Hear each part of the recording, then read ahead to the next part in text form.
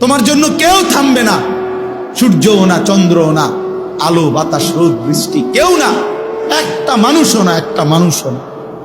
এ দুনিয়া বড় স্বার্থপর, বড় স্বার্থপর। এজন্য বাপ আপনাদেরকেও বলি, যুবক তোমাদেরকেও বলি, তুমি নষ্ট হয়ে গেলে শেষ পর্যন্ত মনে রাখো তোমার জন্য কেউ থামবে না। আপনাদেরকে বলি বাবা, স্ত্রী সন্তানের জন্য যদি আপনি হারাম উপার্জন করে জীবনটা শেষ করছেন, কোনোদিন পাবেনও নাই। সুদের টাকা, কিস্তির টাকা, হারামের টাকা, ওজনে কম দেওয়া, ধোকাবাজি, প্রতারণা করা উপার্জন করা দরকার ছিল না? আমনের কলজার মধ্যে শয়তানে বসায় দিছে যে বউ বাচ্চার লাগে এগুলা করতেছ, করো না রে বাপ, খোদার কসম এরা মনে রাখবে না, এরা মনে রাখবে না, এরা কোনোদিন বলবে না, এরা মনে রাখবে। দুপুর বেলা জানাজা হইছে, আসরের পরে জানাজা হইছে, কানছে 2 ঘন্টা 4 ঘন্টা, জি পুত নাতি নাতনি স্ত্রী সন্তান। ওই দিনকেই এশার নামাজের পরে দেখা যাবে এরা সবাই পাশের বাড়ির থেকে ভাত তরকারি রান্না আনছে, এরা খানা খাইতেছে, এরা গোশত খায়, মাছ খায়, ডাল খায়, সবই খাইতেছে। এরা না কানছে অনেক, ওই কানছে আর কি। এজন্য আমি নিজেকে বরবাদ করে, আমার কবর, আমার আখিরাতকে নষ্ট করে আমি আমার স্ত্রী সন্তানকে হারাম খাওয়াইতে হবে, খোদার কসম এটা কোনো মুমিন করতে পারে, কোনো মুমিন করতে পারে। আমার ছেলে কোনোদিন 1 ওয়াক্ত ফজরের নামাজ পড়বে না, আর এমন জানোয়ারের জন্য আমি কামাই করুম, কমপক্ষে আমি আনিস এমন বেকুব না। তার লগে আমার আগে বুঝাপড়া করা দরকার। তুই মুসলমানের বাচ্চা কিনা আগে এটা বল, তুই ইমানদারের সন্তান কিনা বল বেটা। যদি তুই মুসলমানের বাচ্চা হস, আমি তোর জন্য মাথার ঘাম পায়ে ফেলে কামাই করমু, আমার এই কষ্টের উপার্জনের কিনা ফ্যান, খাট, পালং, সোফা, ফার্নিচার, বাজার সদাই, আর তুই বেঈমান সারা রাত মোবাইলে নারী দেখবি, ছবি দেখবি, কোনোদিন ফজরের নামাজ পড়বি না। এমন জানোয়ারের জন্যই আমি কামাই করলাম না, এমন হাইওয়ানের জন্য কামাই করতে বলছে কে? যার কপালে সেজদা নাই অত মানুষ না। কেউ আমরা থাকবো না, রাজপ্রাসাদের ওই অট্টালিকায়ও মরে যাবে, জীর্ণ কুঠিরে কুড়ে ঘরে যে মরে যাবে, জীবনে যে কোনো দিন দুঃখ দেখে নাই সেও মরে যাবে, জীবনে যে কোনো দিন সুখ দেখে নাই সেও মরে যাবে, সেও মরে, চাইলেও মরে যাবে, না চাইলেও মরে যাবে। হসপিটালের আইসিইউর ভিতর থেকেও মালাকুল মৌত নিয়ে আসে, লন্ডন আর থেকে, থাইল্যান্ড থেকেও হসপিটাল থেকে বাংলাদেশের রুগীরে মৃত্যু দিয়ে দেয়। এই জন্য বন্ধু আমার, বাপ আমার, অনেক ছেলে আছো তোমরা কোনোভাবেই বুঝতে চাও না, কোনোভাবেই না। তোমাদের শাহওয়াত তোমাদেরকে বুঝাইতে চায়, কোনোভাবেই তোমরা বুঝতে চাও না যে এই মোবাইল, এই নারী, এই ছবি, তোমাদের বন্ধুদের এই আড্ডা, এটা তোমার ভালো করে না। এই কথাটা অনেক ছেলে আছে এত পাষাণ, এত পাষাণ যে তার কলিজাটা এইভাবে আটকাইয়া ফেলছে, এই নাফরমানিটা বুঝেই না, বুঝতে কোনো কিছুতে তার ঘাড় নোয়ানো যায় না, সেজদা দেয়। হায় হায় রে বাপ, মুসলমানের বাচ্চা এত বড় শক্ত হওয়া, এত পাষাণ হওয়া, এটা তো একটা জানোয়ারের স্বভাব না। জানোয়ারও তো এত কঠিন হয় না, হাইওয়ান জানোয়ার, কুকুর বিড়ালও এত নিকৃষ্ট হয় না।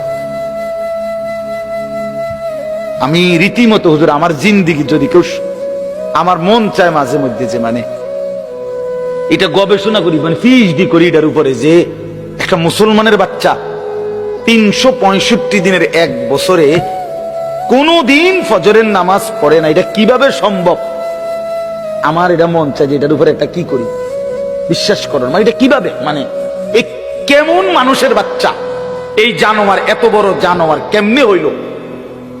আরে তে এত বড় শক্ত হারামি হইল কেমনে?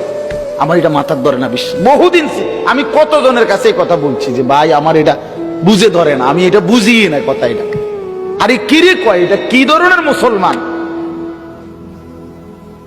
এটা কি জানোয়ার? এই জানোয়ারের বাতরান দেখে এই জানোয়ারের ঘরে ঘুমাইতে দেয় কে? তার মা কই, তার বাপ কই? হায় হায় হায় হায়, মুসলমানের বাচ্চা এত বড় অসভ্য কেমনে হইল? কেমনে হইল? আল্লাহ বলেন, আমি আল্লাহকে বাদ দিয়ে যে যেটাকে বন্ধু বানায় নিছ, সে যেন মাকড়সার ঘর বানাইছ। কি বানাইছ? মাকড়সার ঘর। ইত্তাখাযাত বাইতান, যে মাকড়সা ঘর বানালো। আর ওয়া ইন্না আওহানাল বুয়ুত লা বাইতুল আনকাবুত লাউ কানু ইয়ালামুন। আল্লাহ বলেন, আর এটা মনে রাখবা, এটা মনে রাখবা, পৃথিবীর সবচেয়ে দুর্বল ঘর মাকড়সার ঘর। এটা আল্লাহ বলছে। তাহলে আল্লাহকে বাদ দিয়ে 60 বছরে একটা সেজদা, একটা হালাল হালাল হারামের কোনো তোয়াক্কা করলা না, নামাজ রোজা বন্দিগির কোনো তোয়াক্কা করলা না, কিস্তি নিয়া, সুদ নিয়া, ঘুষ নিয়া, সিটারি, ধোকা, প্রতারণা, বহু ভাবে দিবা নিশি মেহনত করে 60 বছরে যেই প্রাসাদ, যেই বিল্ডিং সাজাইলা, যেদিন সব রোম স্যাক দিয়া দেখলা, আর কোনো কাজ বাকি নাই, টাইলসও লাগানো শেষ, বাথরুমের বদনাড়া পর্যন্ত সেটিং করা হয়েছে, সোফা, খাট, ফার্নিচার সব ঠিক করা হয়েছে। রব্বুল আলামিন বলে, মালাকুল মউত এখনই নিয়ে আসো, যাও। এক নিমিষে 60 বছরের মেহনত উড়ায়, ঠিক না? এজন্য এটা ভাবা উচিত, আল্লাহকে বাদ দিয়ে, সেজদাকে বাদ দিয়ে, গোলামিকে বাদ দিয়ে, হালাল বাদ দিয়ে, আল্লাহর বন্দিগি বাদ দিয়ে যে যেটার মধ্যে ডুবে গেলেন, সে মাকড়সার ঘর বানাইতেছেন। কি বানাইতেছেন বলেন? তামসা করতেছেন, তামসা। ওয়ামাল হায়াতুদ দুনিয়া ইল্লা লাহবুন ওয়া লাইব। তামাশা। আল্লাহ বলে, দুনিয়ার জীবনটা তামাশা বান্দা, খেলাধুলা, খেলাধুলা। হ্যাঁ, লোকটা বিল্ডিং বানায়, আর শাজিদ থেকে আমার মালিক যেন হাসতে হাসতে বলে, ওমা কিরে, এতে দেখি তামসা না করে, তামসা না করে। কিরে বেটা, সেজদা কই? ফানি দিতে দিতে বিল্ডিং এ ইট ভিজাইতে ভিজাইতে নামাজের ওয়াক্ত শেষ। আছে না? ইট ভিজাইতে ভিজাইতে নামাজের ওয়াক্ত শেষ। আল্লাহ আমাদেরকে মাফ করে দেন। আল্লাহ তাআলা বলেন, আলিফ লাম মিম, 3টি অক্ষরে এর অর্থ আল্লাহ তাআলাই ভালো জানেন। কে ভালো জানেন? এখন যেহেতু সময় নাই, এর কোনো ব্যাখ্যা করছি না। ব্যাখ্যা এটাই যে এগুলোর প্রকৃত অর্থ, একমাত্র অর্থ আল্লাহ তাআলাই জানেন। এরপরে আল্লাহ কি বলছে একটু মনোযোগ দিয়া শুনেন, শুধু তরজমা শুনতে হবে। আল্লাহ তাআলা বলেন, আহাসিবান নাসু আন ইউতরাকু আন ইয়াকুলু আমান্না ওয়া হুম লা ইফতানুন। আল্লাহ বলেন, ও মানুষেরা, তোমরা কি এই ভেবেছো যে তোমরা শুধু মুখে বলবে আমান্না, আমরা ঈমান আনলাম, আমরা মুমিন, আমি মুসলমান, আমি ঈমানদার। ভোটার আইডি কার্ড দেখেন, ধর্ম ইসলাম লেখা। আমার বায়োডাটা দেখেন, ধর্মের পাশে ইসলাম লেখা। দেখেন, নালে নালে এখানে লিখছে কেন? আমি মুসলমান না হলেই লিখছি।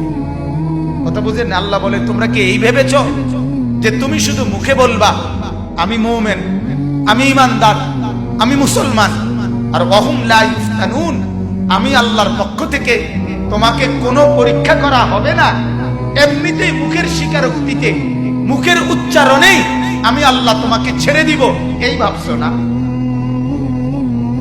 আল্লাহ জিজ্ঞেস করছে, তো জবাব দেন যে হ্যাঁ এটাই ভাবছেন কিনা, জবাব দেন না কেন? হ্যাঁ না না একটা কোন।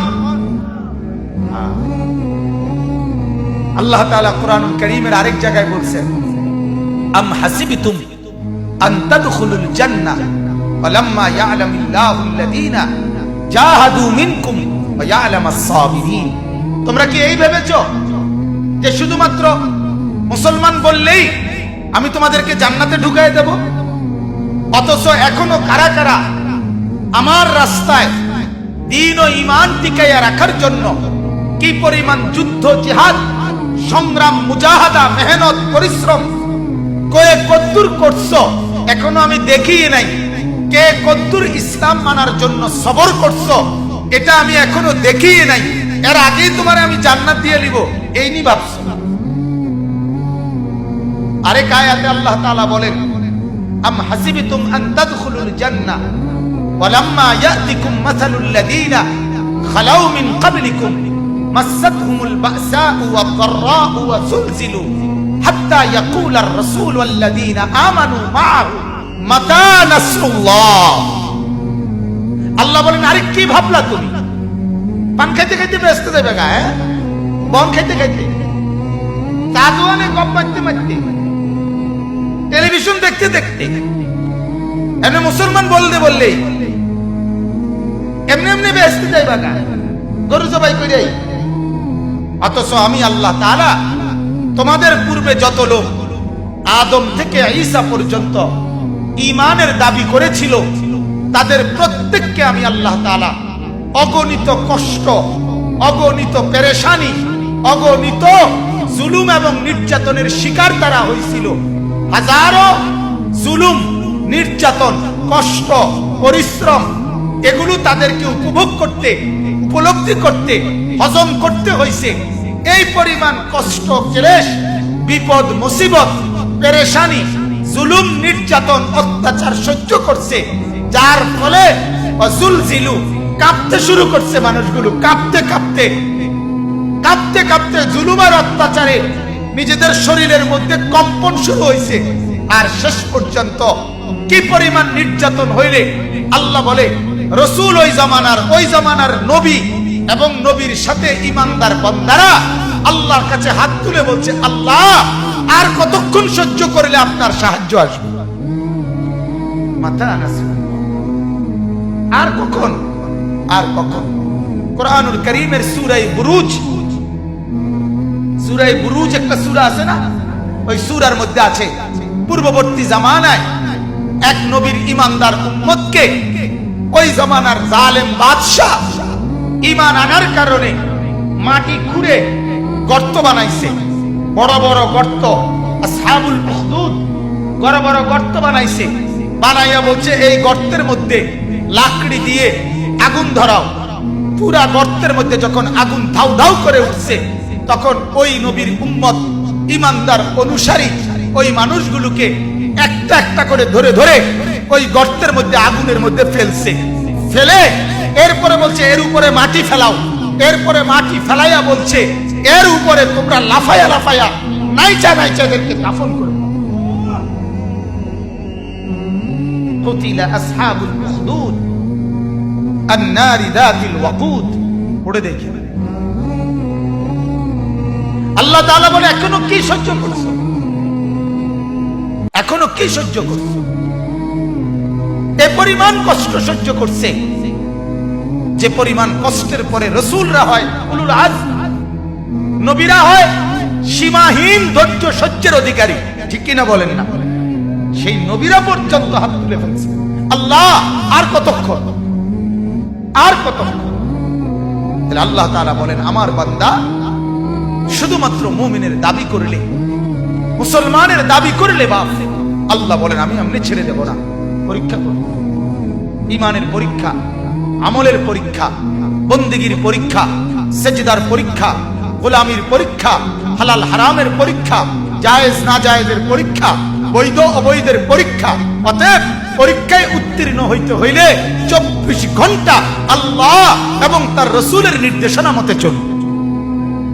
ওয়ালাকাদ ফাতান্নাল্লাযীনা মিন ক্বাবলিহিম। এরপরে আল্লাহ তাআলা বলেন, আমি তোমাদের পূর্বে এই কথাটাই, তোমাদের পূর্বে যত লোক ঈমানের দাবি করছে প্রত্যেকের পরীক্ষা নিয়েছি। প্রত্যেকের কি নিয়েছি? ইব্রাহিম আলাইহিস সালামকে আল্লাহ তাআলা বলেন 84 বছর ইব্রাহিম নবী কাইদা আল্লাহর কাছ থেকে একটা ছেলে পাইছেন। ঠিক কি না বলেন? ছেলেটার নাম কি? ইসমাঈল। কানসে 84 বছর পরে, 84 বছর বয়সে ইসমাঈল হইছে। এরপরে ইব্রাহিমকে আল্লাহ তাআলা, তাফসীরে আছে একটা উর্দু খুতবা আছে 5 খণ্ডে, খুতবাতে কাসিমি, পাকিস্তানের একজন বড় বুজুর্গ হযরত মাওলানা জিয়া আল কাসিমি, ওনার বয়ান আপনারা উলামায়ে কেরাম কিনলে খুব মজা পাবেন পড়ে, উর্দুতে আছে। ওই কিতাবে আছে যে ইব্রাহিম আলাইহিস সালামকে আল্লাহ তাআলা ইসমাঈল ছেলেটাকে দিয়ে প্রথম পরীক্ষা করছে আল্লাহ তাআলা। আল্লাহ বলে ছেলে দিলাম, তবে হাজেরার কোলে থাকবে, তোমার কোলে দিতে পারতা না, চুমা দিতে পারতা না, আদর করতে পারতা না, শুধু চাইয়া দেখবা। এটা প্রথম পরীক্ষা। দরজায় দাঁড়াইয়া দেখবা শুধু, কিন্তু আদর করতে পারবা না, কোলে নিতে পারবা না। ইব্রাহিম আলাইহিস সালাম বলছে আসলাম, আল্লাহ মেনে নিলাম, তুমি বড় মাওলা, তোমারই ভালোবাসি। কিছুদিন পরে আল্লাহ বললেন ইব্রাহিম, না এখন আর চাইতেও পারতা না, মরুভূমিতে চোখের আড়ালে দূরে ওইখানে রাইখা আসে।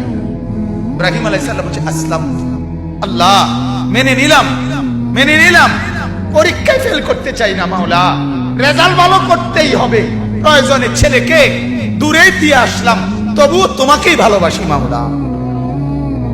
কিছুদিন পরে আল্লাহ তাআলা বললেন, সংক্ষেপে বলছি এই জন্য, ইব্রাহিম প্রথমে তো দেখতে দিছিলাম, এরপরে চোখের আড়াল করে রাখছিলাম, তবুও তো ছিল, বিদেশে হইল ফুত আমার আছে তো। অনেক মা কাইন্দা কাইন্দা বলে, যাক বউয়ে নিচে গাড়ি, বউয়ের লগে নিচে গাড়ি, আমি মার খবর তো রাখে না, আমার ফুত বাচ্চা তো আছে। কথা বলেন না, বলে না এমন, আমার ফুতে আছে তো, যা খেনে থাকো, আমি মা না পাইলা মারি। আল্লাহ তাআলা বলে ইব্রাহিম তুমি তো ভাবছিলা যাক ফুত আছে তো, না এবার আর রাখতাম না, এইবার জবাই করে আমার দেওয়া আমারটাই দিয়ে দাও। আল্লাহ তাআলা বললেন, ইব্রাহিম বললেন আসলাম, না মাওলা আপনি বড় মাওলা, আপনাকেই ভালোবাসি, আমি ফেল করুম না মাওলা, আমি রেজাল্ট ভালো করতেই হবে। এজন্য ছেলেকে গর্দান মধ্যে ছুরি রাখা দিছে। ছুরি রাখার পরে এবার মাওলা পাক আল্লাহ তাআলার মহব্বতের জোশ আসছে, আল্লাহর রহমতের দরিয়ার মধ্যে, সাগরের মধ্যে উথলে ঢেউ উঠছে। আল্লাহ বলে ইব্রাহিম, আরে তোরে আমি চাইছি রে পরীক্ষা, এবার তুই পুরাপুরি কামিয়াব, তুই পুরাপুরি ফলাফল উত্তীর্ণ, যা তোর ছেলেও দিলাম, আমি আল্লাহ রাজি হয়ে গেলাম। এবার ছেলেও পাইলো, আল্লাহকেও পাইলো, ঠিক কিনা বলেন না? ছেলে কোরবানি হয়েছিল। এজন্য দোস্ত, সন্তানকে দ্বীন শিখাইলে, সন্তানকে কোরআন শিখাইলে, সন্তানকে নামাজ শিখাইলে, সন্তানকে মাদ্রাসায় পড়াইলে, আল্লাহর কসম দুনিয়া অভাব হবে না, দুনিয়াও মিলে যাবে, আখিরাতও মিলে যাবে, আখিরাতও মিলে যাবে।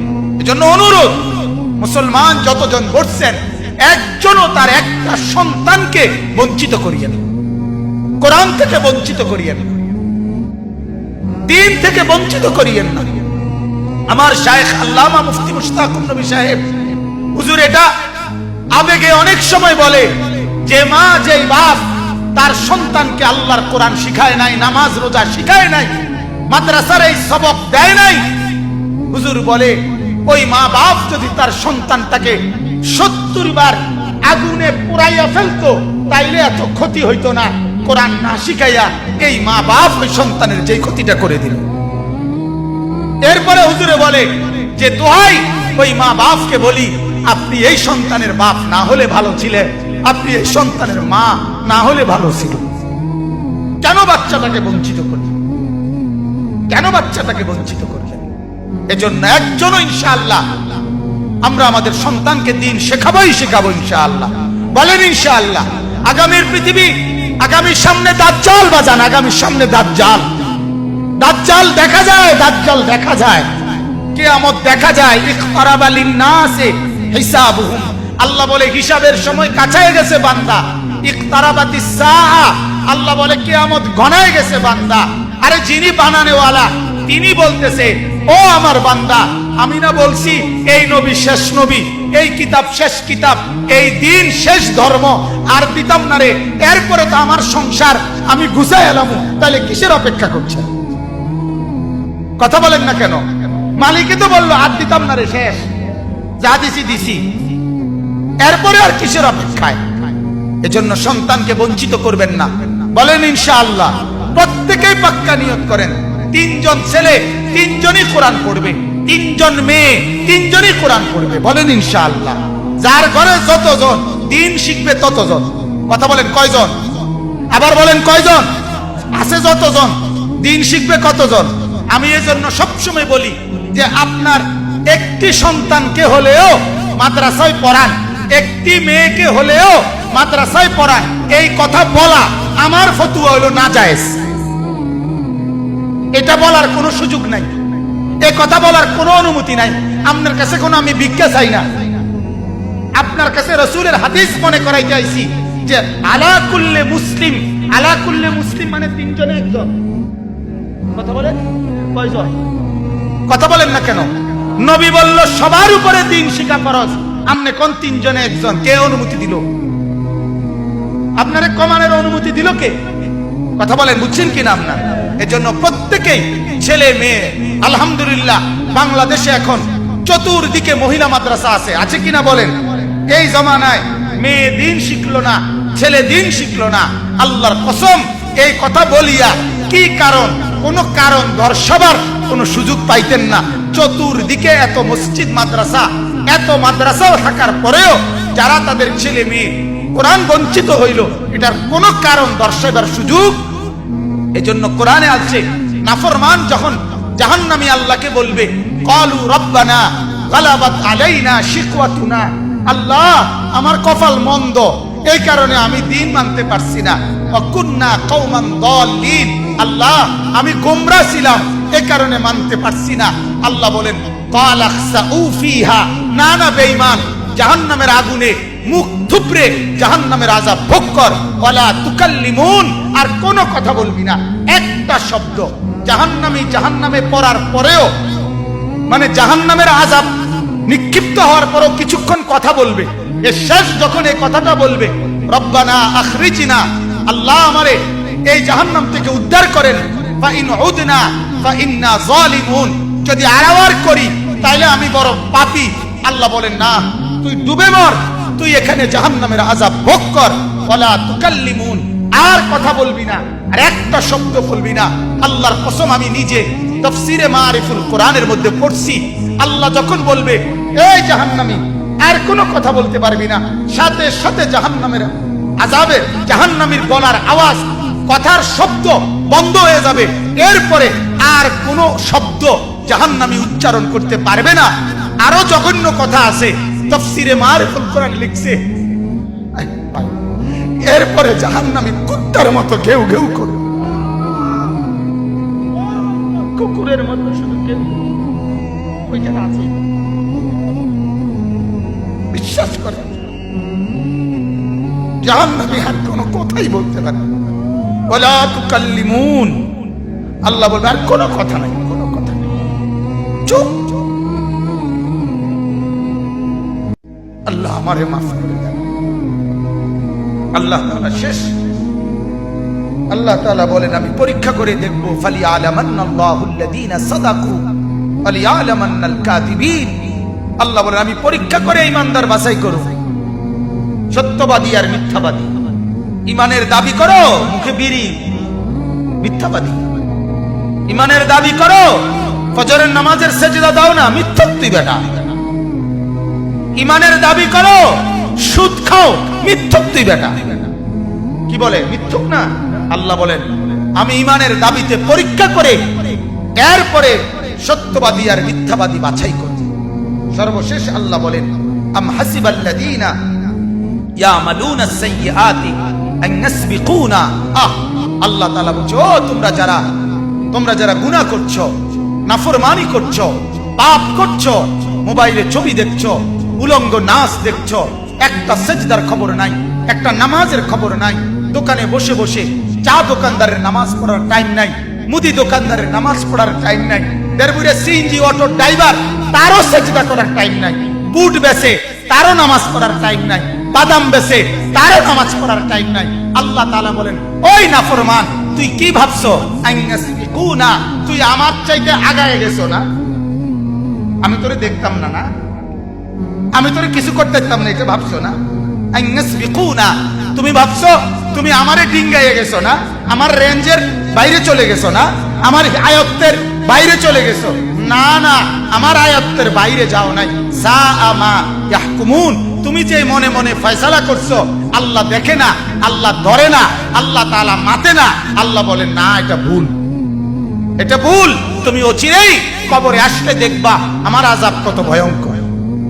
ওয়ালামু আন্নাল্লাহা শাদীদুল ইকাব, মনে রাখবা আমার আযাব বড় ভয়ঙ্কর। বলেন নাউযুবিল্লাহ। সর্বশেষ আয়াত 5 নম্বর আয়াত, আল্লাহ তাআলা খুশখবর দিছে নেককারদেরকেও। তোমরা যারা নেককার, সেজদা করে করে, জিকির করে করে, সকাল সন্ধ্যায় রাত গভীরে, তাহাজ্জুদে আওয়াবিনে, তাসবিহে জিকিরে আমি মাওলাকে ডাকতে ডাকতে এই আশায় বন্দিগি করছো যে আমার সাক্ষাৎ পাইবা। মান কানা ইয়ারজু লিকা আল্লাহ, আমার মোলাকাত, আমার দিদারের আশা করে করে যারা বন্দিগি করছো, আল্লাহ বলেন ফা ইন্না আজালাল্লাহি লাআতিন, আমি আল্লাহ মালাকুল মউত নামে একজন ফেরেশতা মৃত্যু করে দেওয়ার জন্য তোমার কাছে পৌঁছাবো। সে তোমারে মৃত্যু নামক একটা নেয়ামত উপভোগ করাইয়া আমার কাছে নিয়ে আসবে। ফা ইন্না আজালাল্লাহি লাআতিন, আমার আল্লাহর পক্ষ থেকে তোমার মৃত্যু মালাকুল মউত আসবে, লাআতিন আসবে তোমার কাছে, এসে মৃত্যুর শরাব, মৃত্যুর এক পেয়ালা, মৃত্যুর একটুকু শরাব, মৃত্যুর একটু চুমুক তোমারে ভোগ করাইয়া আমার কাছে নিয়ে আসবে। ওয়াহুয়াস সামিউল আলিম, আল্লাহ তাআলা বলেন যে আমি আল্লাহ সবকিছু শুনছি, সবকিছু জানি। ঠিক কি না বলেন? অতএব তুমি অপেক্ষা করো, আমি শুনতেছি, আমি জানি। তুমি ডাকতে থাকো, সেজদা দিতে থাকো, গোলামি করতে থাকো, হালাল খাইতে থাকো, সুখে থাকো আর দুঃখে থাকো, আমি মাওলাকে ডাকতে থাকো। এই কয়দিন পরে আজরাইল পাঠাবো, তোমারে আমার কাছে নিয়ে আসবো। এজন্য হাদিসে আছে, আল্লাহর নবী সাল্লাল্লাহু আলাইহি সাল্লাম, এটাই আমার শেষ কথা, আল্লাহর নবী সাল্লাল্লাহু আলাইহি সাল্লাম হাদিসে আছে, নেককারের সামনে নবীজি বলে মালাকুল মউত আজরাইল আয়েশা অত্যন্ত সুন্দর আকৃতিতে দাঁড়ায়, খুব চমৎকার সুদর্শন আকৃতিতে দাঁড়িয়ে মালাকুল মউত আল্লাহর প্রিয় বান্দা নেককার বান্দাকে বলে যে থাকবেন আর কিছুদিন, কেন দুনিয়ায় থাকবেন? আল্লাহর নেক বান্দা তখন চোখের পানি ফেলে বলে, কি কইলা মালাকুল মউত, থাকবো কেন রে?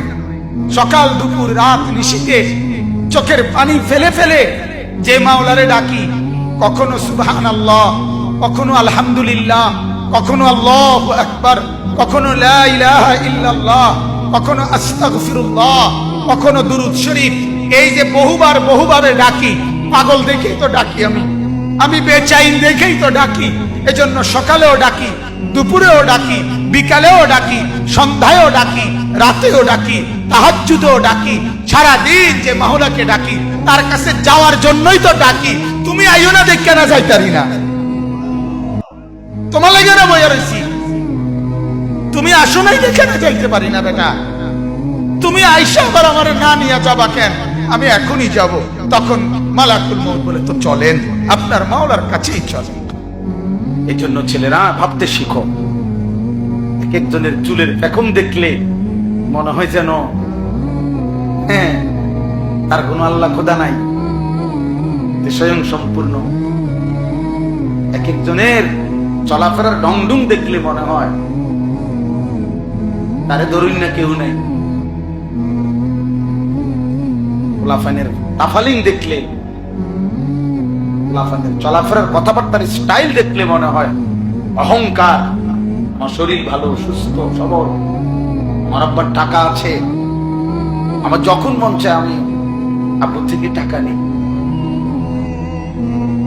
যখন মন চায় আমি মোবাইল টিপতেছি, আব্বু কিছু বলে না, আম্মু কিছু বলে না, সারা রাত মোবাইলে নারী দেখে, ছবি দেখে, যখন যা মন চায় তাই করে, মন চাইলে খায়, মন চাইলে না খায়। বাহ বাবা, মনে করছে পৃথিবীর কেউ যেহেতু কিছু বলে না, এভাবেই জীবন চলবে না রে দোস্ত। সুখের জীবনও শেষ হয়, দুঃখের জীবনও শেষ হয়, সেজদার রাতও ভোর হয়, নেশার রাতও ভোর হয়, মদখোরও রাত ভোর হয়ে যায়, সেজদা বলার রাতও কি হয়ে যায়? ভোর হয় না? তাহাজ্জুদের নামাজ যে পড়ে তারও ভোর হয়ে যায়। মদের আড্ডায়, জুয়ার আড্ডায় যে রাত কাটায়, নারীর আড্ডায়, জিনার আড্ডায়, ওই হাইওয়ানেরও ভোর হয়ে যায়। কারো দুনিয়ায় থেমে থাকে না, কারো না। এজন্য হাসিও ফুরায় যাবে, কান্নাও শেষ হয়ে যাবে। কয়দিন পরে এই ছোট্ট মাসুম বাচ্চাদের ব্যথাও সবাই ভুলেই যাবে। ব্যস্ততার এই দুনিয়ায় কতক্ষণ মনে রাখবে, কে কারে মনে রাখবে? অতএব এই যে আল্লাহ নবী সাল্লাল্লাহু আলাইহি সাল্লাম বললেন, এমন ভাবে বন্দেগী করো যেন আল্লাহকে দেখছো অথবা আল্লাহ তোমাকে দেখছে। এটাই তাসাউফ, এটাই ইসলাহ। এটা তৈরি করতে হয়। মানে এটা শুধু একটা ওয়াজ শুনলে হয় না, দীর্ঘদিন মেহনত করতে হয়। ওলামায়ে কেরামের সাথে, আল্লাহ ওয়ালাদের সাথে, বুজুর্গদের সাথে বারবার শুনতে হয়, আসা যাওয়া করতে হয়, সম্পর্ক করতে হয়, আত্মশুদ্ধির মেহনত করতে হয়। এটা নিয়ম মাফিক ওষুধ আছে, বুজুর্গদের কাছে এটার প্রেসক্রিপশন আছে। কিভাবে একজন মুসলমান, একজন যুবক, একজন নারী, একজন ইমানদার কিভাবে নিজের জীবনটাকে এভাবে গঠন করবে যে যার সারাক্ষণ মনে পড়বে আল্লাহ আমাকে দেখছে, আমি মিথ্যা বলব। আপনারা অনেকেই শুনছেন না, বুজুর্গরা বলে, কোন আল্লাহওয়ালা বলে তার মুরিদদেরকে বলছে, আগামীকালকে আমার জন্য এমন একটা মুরগি জবাই করে আনবা, এমন জায়গা নিয়া। আমরা শুনছি হুজুরদের ওয়াজে, ছোটবেলায় আমরাও শুনছি যে কেউ না দেখে এমন জায়গা থেকে জবাই করে আনবা। সবাই মুরগি জবাই করে আনছে, একজনে জীবন্ত মুরগি নিয়ে আসছে। তো হুজুর বলছে, তুমি আস্তা মুরগি নিয়ে আসলা, সবাই তো জবাই করে আনছে।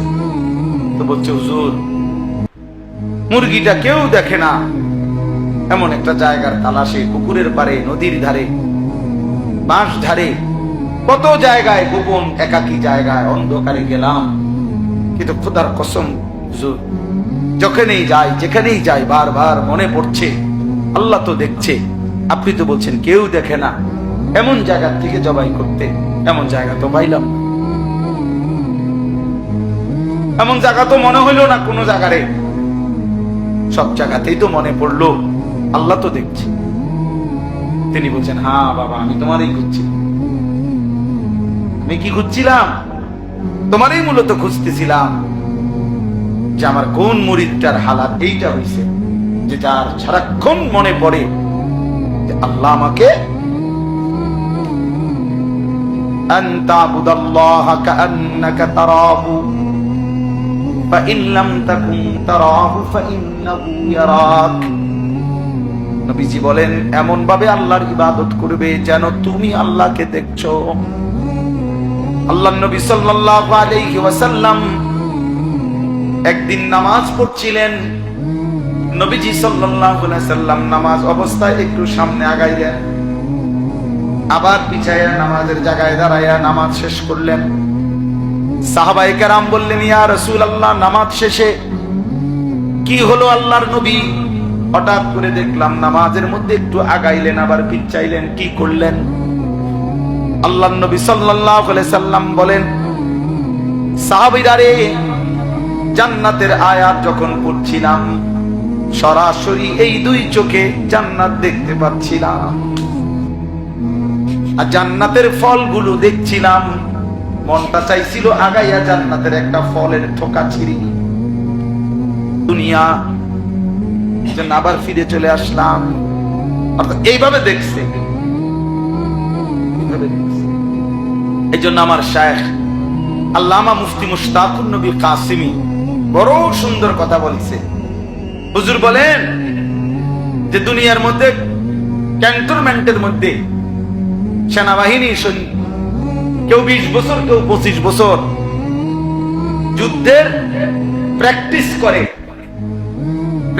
করে প্রতিদিন, এই আশায় যে যেদিন চূড়ান্ত বাস্তবিক যুদ্ধ হবে সেদিন প্র্যাকটিক্যাল দেখবে, প্র্যাকটিক্যাল যুদ্ধ করবে। তো প্র্যাকটিক্যাল যুদ্ধের জন্য প্র্যাকটিস করতে থাকে অনবরত। বুঝেন নাই কথা? তো আল্লাহ তাআলাও যেন বলছে, নবীও যেন বলছে উম্মত, এই দুনিয়ার হায়াতটা আল্লাহকে দেখার প্র্যাকটিস করতে থাকো, প্র্যাকটিস করতে থাকো। মনে হয় যেন দেখছো, মনে হয় যেন দেখছো। একদিন এভাবে যদি করতে পারো, হাসরের ময়দানে রব্বুল আলামিন প্র্যাকটিক্যাল আল্লাহ পাক তোমার দিদার তার তোমারে দেখায় দিবে। বলবে বান্দা দেখো, এবার প্র্যাকটিস করছো বহুদিন, আজ সরাসরি দেখো। আজ তুমি আমাকে দেখো, আমি তোমাকে দেখি। ইলা রাব্বিহা নাযিরা। আল্লাহ তাআলা বলছে বান্দা জান্নাতে সরাসরি আমি রব্বুল আলামিনকে দেখবে। খালাস, কথা শেষ। তাইলে এইখানে আমি এই দুইটা আমল বলছি। একটা আমল হলো রাত্রি জেগে তাহাজ্জুদ পড়া, বিশুদ্ধ কোরআনুল কারীম তেলাওয়াত করতে থাকা। এই দুই আমলের বরকতে তাফসীরে লিখছে, বুজুর্গানে দ্বীন বলছে, এই দুইটি আমল যার মধ্যে থাকবে, একটা হলো যে রাত্রিবেলা গভীর রজনীতে কিছু নফল ইবাদত নামাজ বন্দিগি করার চেষ্টা করে, আর যে ব্যক্তি লম্বা কোরআনুল কারীম বিশুদ্ধ তেলাওয়াত করার ফিকির করে, কোরআন তেলাওয়াত করতে থাকে, আশা করা যায় এই দুইটি আমলের বরকতে আল্লাহ তাআলা তার অন্তরের মন্দ চরিত্রগুলো দূর করে দিবে। আশাদ্দু ওয়াতআন, এগুলা নফসকে দমন করবে, অন্তরের মন্দ অভ্যাসকে দূর করবে। এজন্য আজকের এই ইসলাহী মাহফিলে এই দুইটি আমলের গুরুত্ব দিলাম। আল্লাহ যেন আমাকেও তৌফিক দেয়, আপনাদেরকেও যেন তৌফিক দেয়। চেষ্টা করবেন রাত্রিবেলা সময়টাকে বন্টন করে, হিসাব লাগান 11টায় শুইলেন, 4:50 ফজরের নামাজের জামাত, তো 12টা, 1টা, 2টা, 3টা, 4টা, 4:50 ধরেন প্রায় 6 ঘন্টা। তো এর মাঝামাঝি কোন একটা সময় শরীর স্বাস্থ্য অনুপাতে দেখেন একটু সময়, আধা ঘন্টা, 20 মিনিট, 40 মিনিট আবার জেগে আল্লাহর ইবাদতের জন্য তাহাজ্জুদ নামাজের সেজদা, তেলাওয়াত, দোয়া, কান্নাকাটির জন্য একটু সময় বের করা। তাইলে আল্লাহ তাআলা অন্তর পবিত্র করে দিবে, মন্দ অভ্যাস থেকে বেঁচে থাকা সহজ হবে। আল্লাহ তাআলা আমাদেরকে কিয়ামুল লাইল, তিলাওয়াতুল কোরআন, এই দুই নিয়ামত দান করেন। দারুল উলুম মাদ্রাসা আল্লাহ তাআলা কবুল করেন। হযরত মাওলানা আবু তাহের সাহেব দামাত বারাকাতুহুল আলিয়া, আল্লাহ তাআলা তাকে হায়াতে তাইয়্যিবা আফিয়া দান করেন। ছেলেরা, বাপ তোমার ঘরে শক্ত করে বললাম, বাবা মাকসাদ তো এটাই ভাইয়া, নামাজ পড়ো, নামাজ পড়ো, নামাজ পড়ো, নামাজ পড়ো।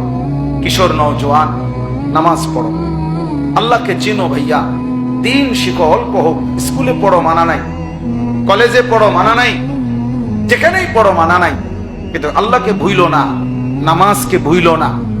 2 রাকাত নামাজ ঠিক করো, 10টা সূরা ঠিক করো, ওযু গোসল ঠিক করো।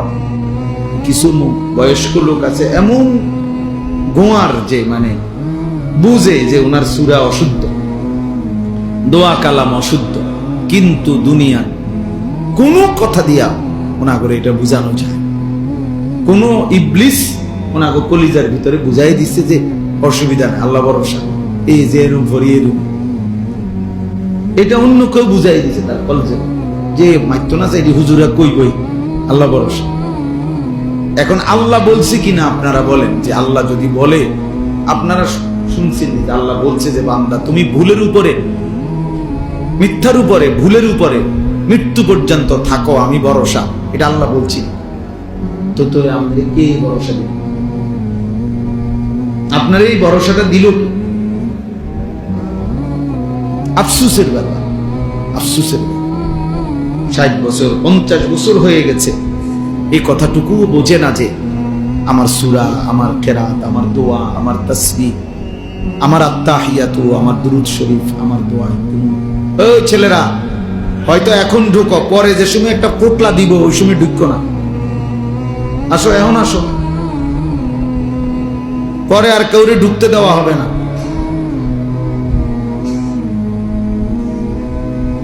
হ্যাঁ, কিছু খবর নেয়, মনে করেন কিছু আছে খবর নেয়, কিছু দিবনি।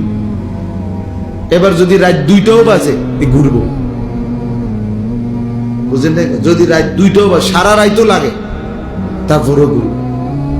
আফসুস মানে জীবন মানেই শুধু এই দুটো বিরিয়ানি, এক প্লেট খিচুড়ি, 2টা জিলাপি, এই জীবন।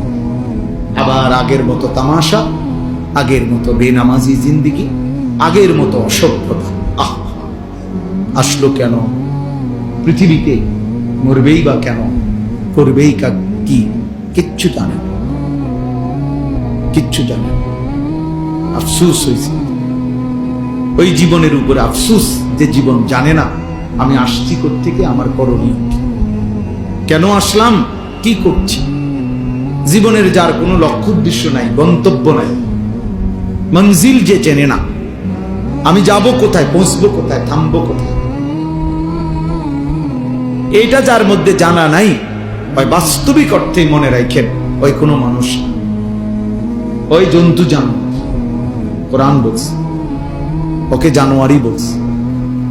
জানোয়ারেরই কোনো নির্দিষ্ট টার্গেট নাই, তার দরকারও নাই। টার্গেট দিয়ে করবো কি?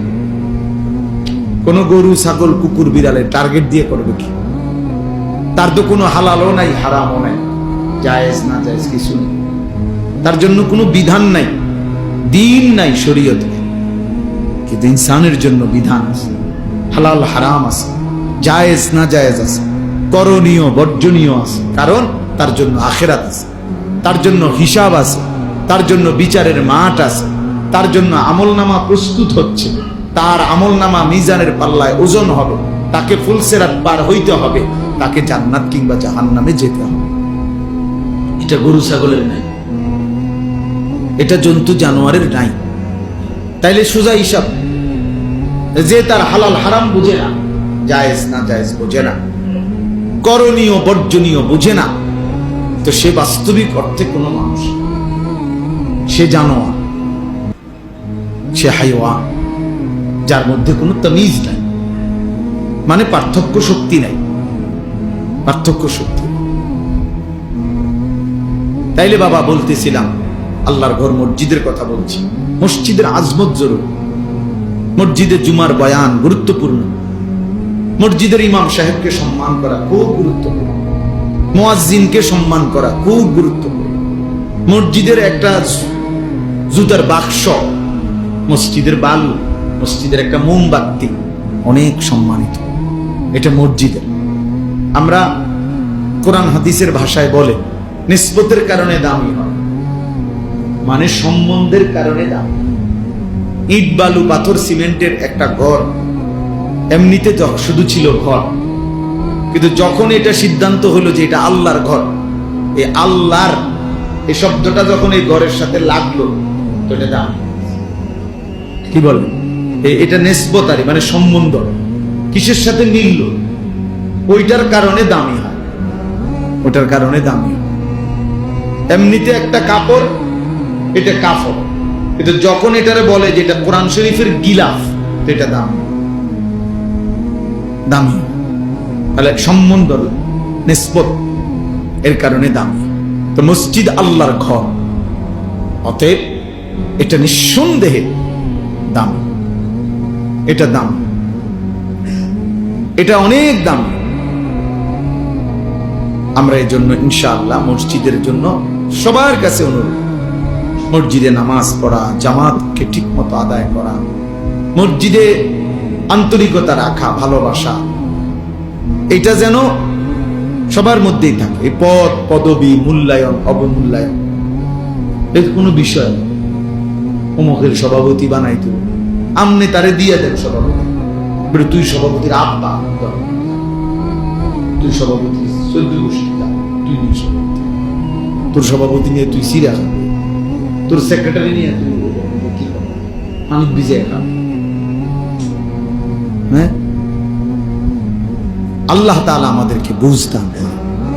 আখিরাতে ইন্নাল্লাহা লা ইয়ানজুরু ইলা সুওয়ারিকুম ওয়ালা ইলা আজসামিকুম, নবী সাল্লাল্লাহু আলাইহি ওয়াসাল্লাম বলেন হাসরের ময়দানে নিশ্চয়ই আল্লাহ তাআলা তোমাদের চেহারা দেখবেন না, তোমাদের শরীর দেখবেন না, ওয়ালাকিন্নাল্লাহা ইয়ানজুরু ইলা কুলুবিকুম ওয়া আমালিকুম, বরং আল্লাহ তাআলা তোমাদের দিল দেখবেন এবং তোমাদের আমল দেখবেন।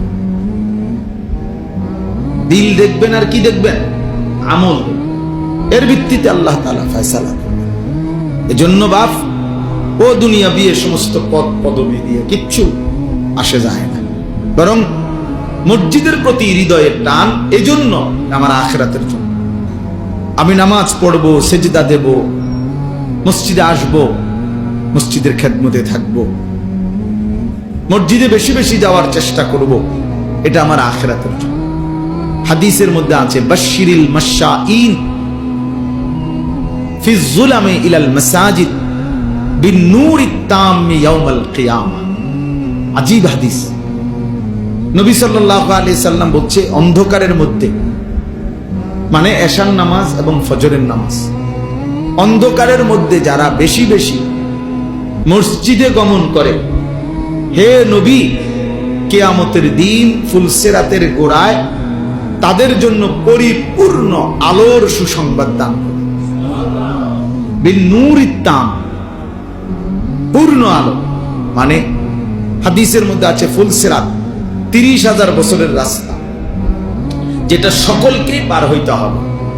ওয়া ইম মিনকুম ইল্লা ওয়ারিদুহা, আল্লাহ তাআলা কোরআনে বলছে এমন কেউ হবে না যাকে এটা পার হতে হবে, সে নবী হোক, সে ওলি হোক, আর সে কাফের হোক, মানে অনুগত অবাধ্য, সকলকে এটার উপরে কি করতে হবে?